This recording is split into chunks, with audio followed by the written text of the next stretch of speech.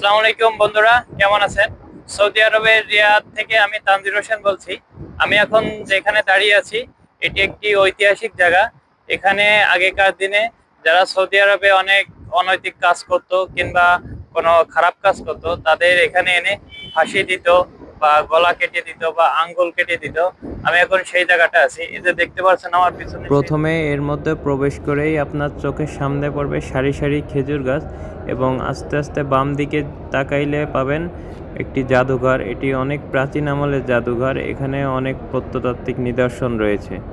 আমরা এখন যাচ্ছি সেই ঐতিহাসিক জায়গায় যেখানে আমরা আগে শুনতাম যে সৌদি আরবে হাত কেটে দিত, গলা কেটে দিত। আমরা এখন যাচ্ছি সেই প্লেসে। তো আমাদের থেকে একটু সামনে ওই যে দেখা যাচ্ছে সেই জায়গাটি, আমরা যে আস্তে আস্তে যাচ্ছি। চলুন আমাদের সঙ্গে।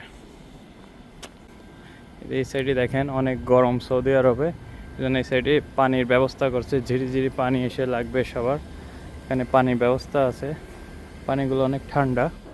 এবং এর ঠিক ডান পাশে দেখতে পাচ্ছেন বিভিন্ন কফি শপ এবং রেস্টুরেন্ট আছে। যারা এখানে দর্শনার্থীরা আছে তারা এখানে বিভিন্ন খাবার খেয়ে থাকে।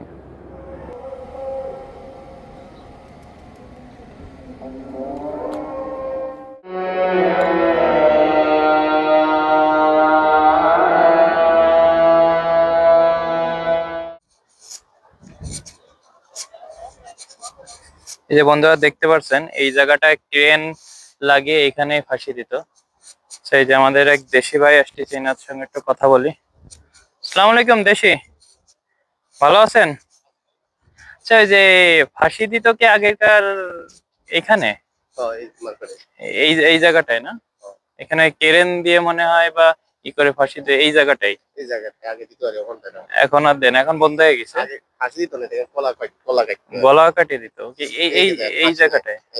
আচ্ছা, এখন বন্ধ হয়েছে কারণ ও এখন একটু আইন শিথিল হয়েছে সৌদি আরবে। বলতেছে যে আগে দিতে এইখানটায়, কিন্তু এখন আর দেন, এখন একটু সৌদি আরবের আইন শিথিল হয়েছে।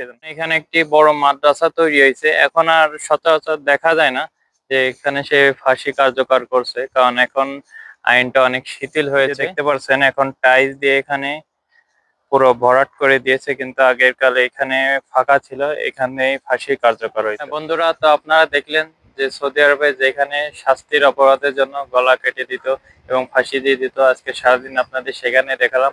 তো এরপরে নতুন একটি ভিডিও নিয়ে আবার আপনাদের মাঝে আসবো, নতুন কোনো জায়গায়, নতুন কোনো জায়গাতে। সেই পর্যন্ত ভালো থাকবেন, সুস্থ থাকবেন। আল্লাহ হাফেজ এবং আমার জন্য দোয়া করবেন। আসসালামু আলাইকুম।